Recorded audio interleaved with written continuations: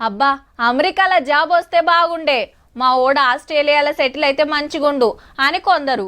మా బిడ్డే అల్లుడు జర్మనీలో పెద్ద జాబ్ చేస్తారు తెలుసునా. మా కాక కొడుకు కూడా లండన్లో ఏదో కొలువు చేస్తాడబ్బా అని గొప్పగా చెప్తుంటారు. మరి బయటి దేశాలకు పోయి జాబు కొట్టుడంటే మనం ఇట్లా చెప్పుకున్నంత అల్కగా కాదుల్లా. అందుకే ఇగో గీ మీటింగులు. జర్మనీలా మనోళ్లకు జాబులు వస్తానికి తొవ్వ సాఫైనట్టే.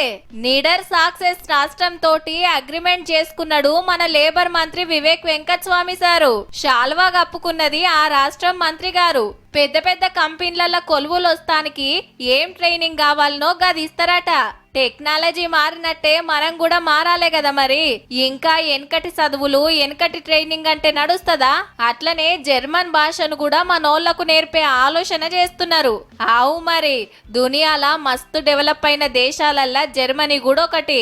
వాళ్లకు కొత్త కొత్త ఇకమతులు తెలుస్తాయాయే. మన తెలంగాణలకు గవి నేర్పించి బయటి దేశాలల్లా మంచి జాబులు చూపియాలనేది మంత్రి వివేక్ సర్తన్లాట.